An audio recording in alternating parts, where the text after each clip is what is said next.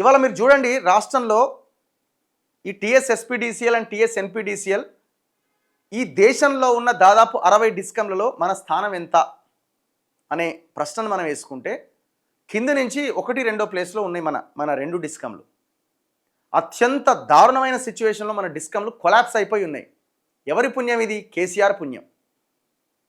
ఉన్నది రియాలిటీని మనం మాట్లాడుకోవాల్సింది. మొత్తం పవర్ ఎనర్జీని మొత్తం సర్వనాశనం చేసింది, డిపార్ట్మెంట్ మొత్తం సర్వనాశనం చేసింది. ఈ రెండు డిస్కమ్స్ అప్పుల ఊబిలో కూరుకుపోయినాయి. అయితే రేవంత్ రెడ్డి ఏం చేస్తున్నాడు? ఏం చేయాలి రేవంత్ రెడ్డి? పోయిన డబ్బులని రికవరీ చేసే ప్రయత్నం చేయాలి. చేత కాకపోతే ప్రయారిటీ బేస్లో మనం ఈ డిస్కమ్ని తీసుకొస్తున్నాం, ఓకే బాగానే ఉంది.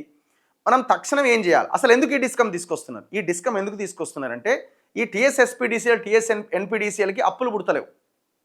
ఎవడు అప్పులు ఇస్తలేడు. ఈ అప్పులు ఇవ్వని కారణంగా ఒక కొత్త డిస్కమ్ని తీసుకొచ్చి ఈ అప్పులన్నింటినీ ఆ డిస్కంలోకి మళ్లించేసి ఈ రెండు డిస్కంలని ఇగో ఈ డిస్కంలు ఈ అప్పులన్నీ తీసి అందులో పడేసినాం అనుకోండి, ఈ రెండు డిస్కంలకి రేటింగ్ పెరుగుతుంది కొంచెం. ఈ రేటింగ్ దేని ప్రకారం డిసైడ్ అవుతుంది? తెచ్చిన అప్పులు ఈ వ్యవహారాల దీంతో రేటింగ్ డిసైడ్ అవుతుంది. ఈ అప్పులన్నీ తీసి ఆ మూడో డిస్కమ్ వేయడం వల్ల ఈ రెండు డిస్కంలు కొంత మంచిగా కనిపిస్తాయి. రేటింగ్ బాగుండడం వల్ల ఏమవుతుంది? కొంత అప్పులు రావడానికి అవకాశం ఉంటుంది. సో దీనికోసం ఈ ప్రయత్నం జరుగుతున్నది తప్ప ఇందులో నేను పెద్దగా ఏదో సంస్కరణలు తీసుకొస్తానని అయితే నేను అనుకుంటలేను.